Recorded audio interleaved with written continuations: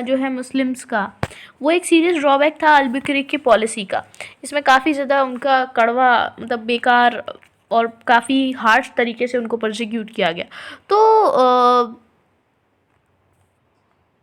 हो सकता है इसका रीज़न कि उनका जो रिज़ॉल्व था कि वो अपने कंट्री के लोगों का इंटरेस्ट और ज़्यादा बढ़ाना चाहते थे और मुस्लिम कमर्शियल इंटरेस्ट को पूरी तरह ख़त्म करना चाहते थे वो ईस्ट में। तो उनके रूल के दौरान अल्बुकर्क जो है वो अपना बेस्ट देते हैं ताकि वो फोर्टिफिकेशन ऑफ गोवा को इन्हांस कर सकें, उसको स्ट्रेंथन कर सकें और कमर्शियल इम्पोर्टेंस को बढ़ा सकें। तो एक परमानेंट पोर्चुगीज़ पॉपुलेशन को अक्वायर करने के लिए, सिक्योर करने के लिए वो अपने आदमियों को इनकरेज करते हैं ताकि वो इंडियन वाइफ्स लें, ठीक है, to take Indian wifes. Okay, अब हम पढ़ेंगे अबाउट निनो दी कुन्हा। तो निनो दी कुन्हा जो है उन्होंने ऑफिस को अज्यूम किया। Okay, Nino de Cunha assumed office of the governor of Portuguese interest in India in November 1529 and almost 1 year later shifted the headquarters of the Portuguese government in India from Cochin to Goa. Bahadur Shah of Gujarat during his conflict with the Mughal Emperor Humayun secured help from the Portuguese by ceding to them in 1534 the island of Bassein with its dependencies and revenues. तो Nino D Cunha जो है उन्होंने governor का office संभाला, Portuguese governor के office नवंबर 1529 में, ठीक है। पोर्चुगीज़ इंटरेस्ट इन इंडिया का जो गवर्नर की पोस्ट थी उन्होंने संभाली नवंबर 1529 में, और एक साल बाद उन्होंने हेडक्वार्टर को, पोर्चुगीज़ हेडक्वार्टर को कोचिन से गोवा शिफ्ट कर लिया, ठीक है। बहादुर शाह जो थे गुजरात के, वो अपनी कॉन्फ्लिक्ट के दौरान, जब उनकी मुग़ल एम्परर हुमायूं के साथ कॉन्फ्लिक्ट चल रही थी, तो उस दौरान वो हेल्प को सिक्योर करते हैं पोर्चुगीज़ से ताकि मतलब बहादुर शाह को हेल्प मिल सके ताकि वो हुमायूं के अगेंस्ट स्टैंड ले सके।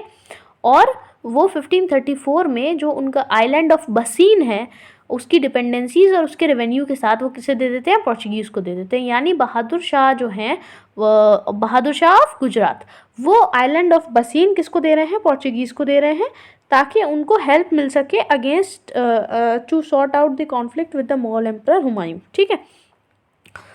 ही also promised them a base in Diu, और वो ये भी उनको प्रॉमिस करते हैं कि दीव के अंदर भी उनको एक बेस दिया जाएगा, यानी उनको एक दिया जाएगा strong position. However, Bahadur Shah's relation with the Portuguese became sour when Humayun withdrew from Gujarat in 1536। तो जब हुमायूं का डर था तो उस टाइम तो उन्होंने सब प्रॉमिस कर लिया कि हम आपको दीव भी दे देंगे और हम आपको बसीन तो दे ही रहे हैं, लेकिन जब 1536 में हुमायूं जो हैं वो विड्रू कर लेते हैं, यानी वो वहाँ से वापस आ जाते हैं गुजरात से, उसके बाद में बहादुर शाह के जो रिलेशन है वो खट्टे हो जाते हैं पोर्चुगीज़ के साथ, यानी ख़राब हो जाते हैं, क्योंकि अब उन्हें पोर्चुगीज़ की कोई ज़रूरत नहीं है, जब ज़रूरत थी तो उन्हें यूज़ किया। तो अब क्या होता है, since the inhabitants of the town started fighting with the Portuguese, Bahadur Shah wanted to raise a wall of partition. क्योंकि जो लोकल लोग थे, जो इनहेबिटेंट्स थे टाउन के, अब वो पोर्चुगीज़ लोगों के साथ लड़ रहे हैं, फाइट कर रहे हैं, तो इस वजह से बहादुर शाह एक वॉल ऑफ पार्टीशन लगाना चाहते हैं, यानी वो चाहते हैं दोनों चीज़ों को सेपरेट करना। Opposing this the Portuguese started negotiation in the course of which the ruler of Gujarat was invited to a Portuguese ship and killed in 1537। यानी कि वो जो है वो वॉल ऑफ पार्टीशन लगाना चाहते हैं, लेकिन जो पोर्चुगीज़ लोग हैं वो इस चीज़ का विरोध कर रहे हैं और वो नेगोशिएशन स्टार्ट करते हैं, यानी वो थोड़ी मांड वाली जिसको हम बोलते हैं ना नेगोशिएशन, यानी कि वॉल नहीं लगाते हैं, कुछ और कर लेते हैं, ऐसा वो चाहते हैं पोर्चुगीज़ उनसे बात करने की, कोई बातचीत को कहते हैं नेगोशिएशन। तो पोर्चुगीज़ जो हैं वो नेगोशिएशन शुरू करते हैं, बातचीत शुरू करते हैं, और बातचीत के दौरान ही रूलर ऑफ गुजरात की हत्या हो जाती है, उनको पोर्चुगीज़ शिप पे बुलाया जाता है, ठीक है, इन्वाइट किया जाता है, और वहाँ उनको 1537 में उनकी हत्या कर दी जाती है। ओके, अब da Cunha also attempted to increase Portuguese influence in Bengal by settling many Portuguese nationals there with Hooghly as their headquarter। तो अब जो द कुन्हा है वो निनो द कुन्हा है, वो एक अटेम्प्ट ये भी करते हैं पोर्चुगीज़ इन्फ्लुएंस को बंगाल में बढ़ाने की कोशिश करते हैं। गोवा में तो इन्फ्लुएंस है ही, गोवा में तो कंट्रोल है ही, रूलर को ख़त्म कर चुके हैं, रूलर है नहीं, तो अब वो बंगाल में भी अपने इन्फ्लुएंस को इंक्रीज़ करना चाहते हैं। उसके लिए क्या करते हैं, वो कुछ पोर्चुगीज़ नेशनल्स को वहाँ पे सेटल कर देते हैं, ठीक है, और हुगली को उनका हेडक्वार्टर बना लेते हैं, ठीक है। तो इससे हमें पता चलता है दैट अब कंट्रोल में शिफ्ट आ रहा है, है ना। अभी तक गोवा में था कंट्रोल, अब ये कंट्रोल जो है वो इंक्रीज हो रहा है और बंगाल में अब इसका धीरे धीरे असर हमें देखने को मिलेगा। फेवरेबल कंडीशंस क्या थी पोर्चुगीज के लिए? Favourable conditions for Portuguese, what are the conditions जो कि काफ़ी ज़्यादा हक में रही पोर्चुगीज लोगों के। So in India expecting Gujarat led by in India In India, excepting Gujarat, ruled by the powerful Mahmud Beghara. Okay. India के अंदर Beghara, the northern part was much divided among many small powers. तो India के अंदर गुजरात को छोड़ दें तो बाकी सब जो गुजरात के रूलर जो हैं वो एक पावरफुल रूलर हैं जिनका नाम है महमूद बेगरहा। ओके। 1458 से 1511 तक जिनका कंट्रोल रहा। तो अगर उनको छोड़ दें तो बाकी का जो पूरा नॉर्दर्न पार्ट है वो काफ़ी ज़्यादा डिवाइडेड है छोटी छोटी पावर्स में। और हम सब जानते हैं कि छोटी छोटी पावर्स हमेशा से हिस्ट्री रही है दैट जब भी छोटी छोटी पावर्स होती हैं तो उनको तोड़ना is much more easier than to break one single central power. In the Deccan the Bahmani kingdom was breaking up into smaller kingdoms. Deccan में क्या हो रहा है, जो बहमनी किंगडम है वो छोटे छोटे किंगडम्स में टूट रहा है। None of the powers had a navy worth its name not did think of developing their naval strength. और इनमें से किसी भी पावर के पास नेवी नहीं है और ना ही इनमें से कोई सोच रहा है इसके बारे में। ठीक है, मतलब नेवल स्ट्रेंथ को डेवलप करने के बारे में कोई विचार भी उनका नहीं है कि वो अपनी नेवल स्ट्रेंथ को डेवलप करें।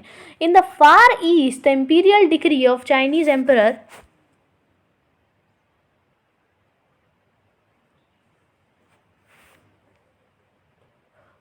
फार ईस्ट में हम ये देख रहे हैं, in the far east the imperial decree of the Chinese emperor limited the navigational reach of the Chinese ships.